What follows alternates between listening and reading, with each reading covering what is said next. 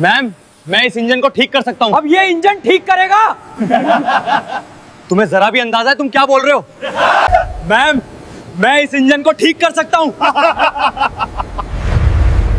अब मैं अपनी औकात दिखाऊंगा। पूरा कंट्रोल रूम ठहाकों से गूंज उठा। अरे इसे बाहर निकालो, ये बच्चा पागल है या एक्टिंग कर रहा है? इतनी बड़ी मशीन और ये सड़क से उठा हुआ लड़का चुप खड़ा रहा।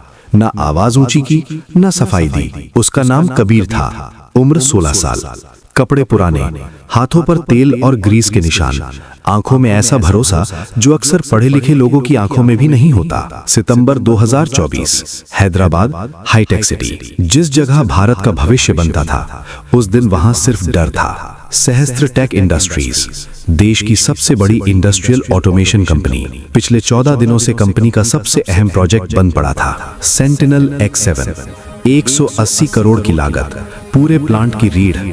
अगर ये मशीन चालू नहीं हुई तो विदेशी कॉन्ट्रैक्ट टूटने वाले थे, 6000 कर्मचारियों की नौकरी खतरे में थी, और सबसे बड़ा नुकसान, कंपनी की साख। दुनिया भर के एक्सपर्ट बुलाए जा चुके थे, अमेरिका, फ्रांस, इजराइल। हर सेंसर बदला गया, हर कोड दोबारा लिखा गया, हर वायर चेक की गई, लेकिन मशीन बस लाल लाइट जलाकर खामोश खड़ी थी। 2 हफ्ते हो गए, क्या हम बच्चों की तरह कंपनी चला रहे हैं? सर, हमने सब कुछ कर लिया है। वो जान गए थे, अब दांव पर सिर्फ मशीन नहीं, पूरा साम्राज्य था। मीटिंग खत्म हुई। बिल्डिंग के बाहर फुटपाथ, कबीर वहीं बैठा था। एक पुराना टूल बॉक्स, कुछ टूटे वायर, एक जंग लगा स्क्रू ड्राइवर। वो जूते नहीं चमका रहा था, वो इमारत को देख रहा था, ऐसे जैसे भीतर किसी ने उसे आवाज दी हो। उसने बुदबुदाकर कहा, ये लोग गलत जगह ढूंढ रहे हैं। कोई सुनने वाला नहीं था, क्योंकि दुनिया फुटपाथ पर बैठे बच्चों की आवाज नहीं सुनती। कबीर कौन था? दिन में कबाड़ बीनता, रिक्शा वालों की मरम्मत करता, पुराने जनरेटर ठीक करता। रात में उसका स्कूल खुलता था, शहर के आखिरी कोने में एक टूटा सा वर्कशॉप। वहां रहता था उसका दादा शंकरलाल। कभी यही शंकरलाल सहस्त्र टेक के चीफ मैकेनिकल थे, लेकिन एक हादसा, एक झूठा इल्जाम, और फिर सब खत्म। अब वो एक बूढ़ा मैकेनिक था और कबीर उसका शागिर्द। दादा कहते थे, मशीन को खोलना हर कोई सीख लेता है, लेकिन मशीन को सुनना वो सिर्फ कुछ लोग सीखते हैं। कबीर सुन सकता था। अगली सुबह मशीन सेक्शन में अफरा तफरी थी। अलार्म फिर बजा। कबीर ने गार्ड से कहा, भैया सिर्फ 5 मिनट दे दो। गार्ड हंसा, चल हट, अंदर करोड़ों की मशीन है। धक्का, कबीर गिर पड़ा। लोग हंसे, लेकिन वो उठा, धूल झाड़ी और फिर से उसी इमारत को देखने लगा। उसकी आंखों में आंसू नहीं थे, बस एक जिद थी, क्योंकि उस मशीन के चालू होने से उसकी बीमार माँ की दवा जुड़ी थी, उसके दादा की इज्जत जुड़ी थी, और उसकी अपनी पहचान भी। शाम, आर्यन खन्ना बाहर निकले, थके हुए, टूटे हुए। तभी उन्होंने उसे देखा, वही लड़का, वही आंखें, वही अजीब सा भरोसा। उन्होंने गार्ड से पूछा, ये बच्चा कौन है? गार्ड बोला, सर ये कहता है मशीन ठीक कर देगा। आर्यन कबीर के पास आए, तुम्हें क्या लगता है तुम ये मशीन ठीक कर लोगे? कबीर ने पहली बार सीधा देखा। हाँ सर। हॉल में खड़े इंजीनियर हंस पड़े, लेकिन आर्यन नहीं हंसे। उन्होंने बस इतना कहा, इसे अंदर लाओ। जब बच्चे ने मशीन से बात की, कंट्रोल रूम के दरवाजे बंद होते ही हवा भारी हो गई। कबीर अंदर खड़ा था, चारों तरफ स्टील, स्क्रीन, कोड और करोड़ों का डर। उसके गंदे जूते चमकदार फर्श पर अजीब लग रहे थे। कुछ इंजीनियरों के चेहरे पर झुंझलाहट थी, कुछ के चेहरे पर डर, और कुछ के चेहरे पर सीधा अपमान। सर, ये ठीक आइडिया नहीं लग रहा। अगर सिस्टम फेल हो गया तो ये काफी रिस्की है। अगर आज भी मशीन नहीं चली तो हमारे पास खोने कुछ नहीं बचेगा। कबीर कुछ नहीं बोला, वो सीधे मशीन की तरफ बढ़ गया। सेंटिनल X7, 30 फीट ऊंची, लोहे और केबल्स की दीवार। उसके पास पहुंचते ही कबीर रुक गया। उसने आंखें बंद की। इंजीनियर फुसफुसाने लगे, अब ये क्या ड्रामा है? ध्यान लगा रहा है क्या?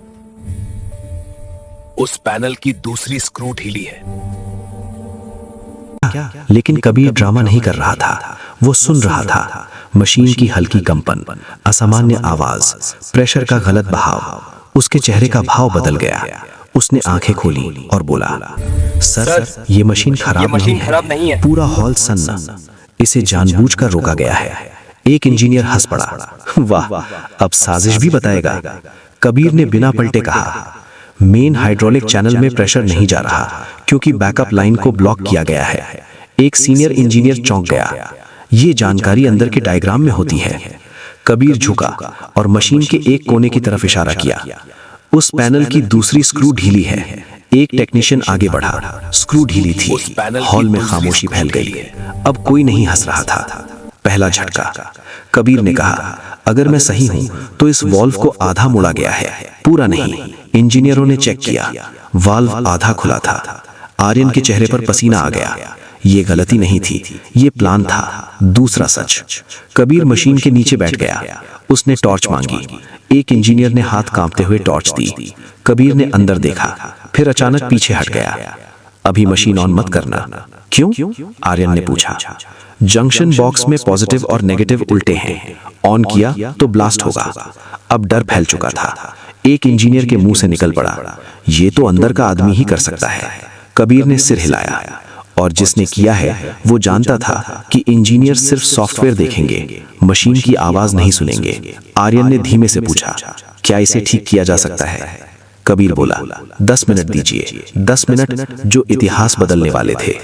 टूल्स दिए गए। कबीर के हाथ चलने लगे, बिना घबराहट के, बिना जल्दबाजी के। तार अलग, सही तार जोड़े। प्रेशर लाइन सीधी की। स्क्रीन पर डेटा बदलने लगा। Red level, yellow, green. Hall में कोई सांस नहीं ले रहा था। कबीर खड़ा हुआ। अब आप चालू कर सकते हैं। आर्यन ने एक पल उसे देखा, फिर कहा, तुम ही करो। कबीर ने मशीन को छुआ जैसे कोई दोस्त हो, फिर बटन दबाया। 1 सेकंड, 2, 3। लाल लाइट बुझ गई। हरी लाइट जल उठी। मशीन जाग गई। पूरा हॉल गूंज उठा। तालियां, चीख, हैरानी। लेकिन आर्यन खन्ना चुप थे। उनकी आंखें नम थीं। उन्होंने कहा, तुमने हमारी कंपनी बचा ली। कबीर बोला, नहीं सर, मैंने सिर्फ उसकी बात सुनी। लेकिन असली कहानी अब शुरू होनी थी। आर्यन ने पूछा, तुम्हारी माँ का नाम क्या है? कबीर बोला, मीरा। आर्यन का चेहरा बदल गया। मीरा? वही नाम जो 16 साल पहले उनकी जिंदगी से निकल गया था। तुम्हारी उम्र? 16। आर्यन की कुर्सी खिसक गई। उनका दिल बैठ गया। उन्होंने कांपती आवाज में पूछा, क्या तुम्हारे पापा की कोई तस्वीर है? कबीर ने सिर झुका लिया। नहीं, माँ कहती हैं कुछ रिश्ते तस्वीरों से ज्यादा भारी होते हैं, इसलिए उन्हें जला दिया।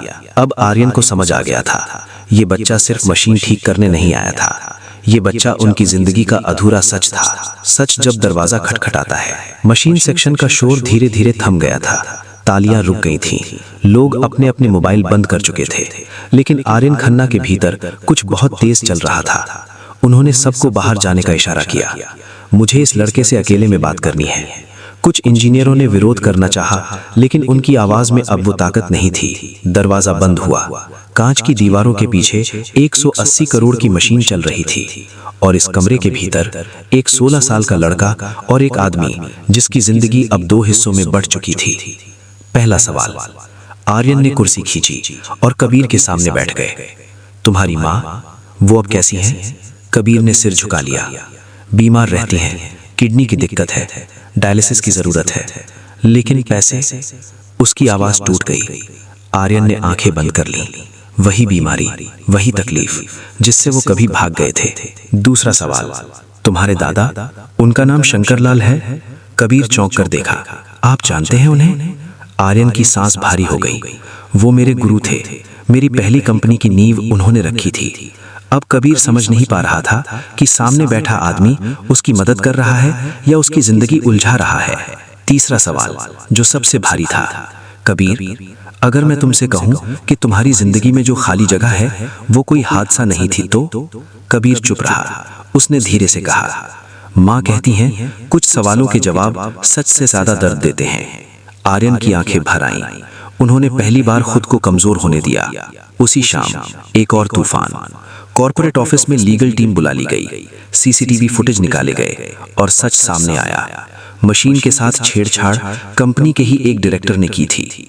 उद्देश्य शेयर गिराना, विदेशी कंपनी को प्रोजेक्ट सस्ते में दिलवाना और आर्यन खन्ना को हटाना। उसे उसी रात गिरफ्तार कर लिया गया। लेकिन ये खबर कबीर तक नहीं पहुंची, क्योंकि उसकी जिंदगी में एक और खबर आने वाली थी, डीएनए टेस्ट। आर्यन ने ये बात सीधे नहीं कही, उन्होंने बस इतना कहा, मैं चाहता हूं कि एक मेडिकल टेस्ट हो जाए। कबीर घबरा गया, मैंने कुछ गलत किया क्या? आर्यन ने उसका कंधा थामा, नहीं बेटा, तुमने तो सब ठीक किया। शब्द बेटा आर्यन के मुंह से निकल तो गया, लेकिन उन्होंने खुद भी महसूस किया। अगली सुबह रिपोर्ट आई, एक सफेद लिफाफा जिसके भीतर 15 साल का सच बंद था। आर्यन ने हाथ कांपते हुए खोला, लाइनें साफ थीं, कोई शक नहीं, कबीर उनके बेटा था। कमरा घूम गया। एक आदमी जो हजारों कर्मचारियों का बॉस था, आज खुद को संभाल नहीं पा रहा था। सामना आर्यन कबीर को लेकर उस तंग गली में पहुंचे जहां उसकी मां रहती थी। दरवाजा खुला, मीरा सामने खड़ी थी, कमजोर, थकी हुई, लेकिन आंखों में वही पुरानी आग। आर्यन ने कुछ नहीं कहा, सीधे घुटनों के बल बैठ गए। माफ कर दो, मीरा की आंखें भर आईं। अब क्यों आए हो? आर्यन ने कांपती आवाज में कहा, क्योंकि आज मुझे मेरा बेटा मिला है।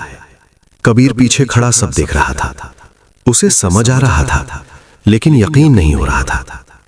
मीरा ने कबीर की तरफ देखा, फिर कहा, तुम्हें सच जानने का हक है। और पहली बार कबीर ने अपने पिता को सिर्फ तस्वीरों में नहीं, हकीकत में देखा। रात कबीर छत पर बैठा था, शहर की लाइटें नीचे चमक रही थीं। उसने आर्यन से कहा, अगर आप मेरे पापा हैं तो क्या मेरी जिंदगी बदल जाएगी? आर्यन ने जवाब दिया, नहीं, लेकिन अब तुम्हें अकेले नहीं लड़ना पड़ेगा। कबीर चुप रहा, फिर बोला, मैं अमीर नहीं बनना चाहता, मैं बस मशीनों के पास रहना चाहता हूं। आर्यन मुस्कुरा दिए, तो तुम वहीं रहोगे जहां तुम्हारा दिल है। जब किस्मत ने सिर झुका दिया, सुबह की रोशनी कबीर के चेहरे पर पड़ी, लेकिन आज वो रोशनी अलग थी। आज उसे जल्दी उठकर जूते पॉलिश नहीं करनी थी। आज उसे ये सोचकर डर नहीं लग रहा था कि मां की दवा कैसे आएगी, लेकिन उसके भीतर एक अजीब सा खालीपन था, जैसे कोई बहुत बड़ा सच दिल में उतर तो गया हो, लेकिन अब भी जगह बना रहा हो। पहला फैसला। नाश्ते की मेज पर आर्यन ने कहा, आज से तुम्हें किसी चीज की कमी नहीं होगी, तुम जो चाहो पढ़ोगे, जो चाहो बनोगे। कबीर ने चम्मच नीचे रखा, धीरे से बोला, मैं एक बात कहूं?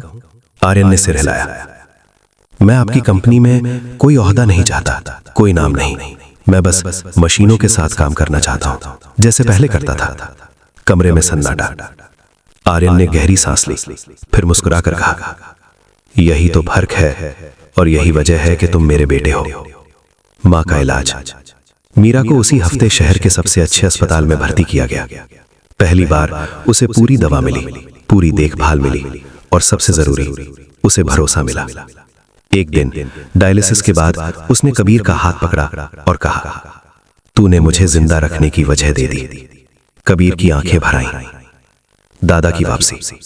शंकरलाल जब फिर से सहस्त्र टेक के वर्कशॉप में आए तो उनकी आंखें नम हो गईं। वही मशीनें, वही आवाजें, वही गंध। आर्यन उनके सामने खड़े थे। गलती मेरी थी, आपने नहीं। शंकरलाल ने सिर्फ इतना कहा, मशीनें वक्त नहीं देखती, वो सिर्फ सच पहचानती हैं। कबीर बीच में खड़ा मुस्कुरा रहा था। 3 पीढ़ियां एक ही जगह, एक ही आवाज सुन रही थीं। कबीर का नया रास्ता। कबीर को किसी इंटरव्यू की जरूरत नहीं पड़ी। उसके लिए एक छोटा सा सेक्शन बनाया गया। नाम नहीं, सिर्फ एक बोर्ड, ऑब्जर्वेशन लैब। यहां कबीर नई मशीनें नहीं बनाता था, वो खामोश मशीनों की समस्या सुनता था, और हर बार वो सही निकलता था। इंजीनियर अब उससे सवाल पूछते थे। जो लोग उसे हंसा करते थे, अब चुपचाप उसके जवाब लिखते थे। एक आखिरी सीन। एक शाम कबीर फिर उसी फुटपाथ पर बैठा था जहां कभी वो जूते पॉलिश करता था। हाथ में वही पुराना ब्रश। एक आदमी आया, जूते बढ़ाए। कबीर मुस्कुराया और ब्रश नीचे रख दिया। अब जरूरत नहीं है। वो उठा और इमारत की तरफ देखा। वही इमारत जो कभी सपना थी, अब जिम्मेदारी थी। आर्यन की आंखें। ऊपर कांच की दीवार के पीछे आर्यन खड़े थे। उनकी आंखों में अब पछतावा नहीं था, बस शुक्र था। उन्होंने मन ही मन कहा, काश मैं उसे पहले पहचान लेता।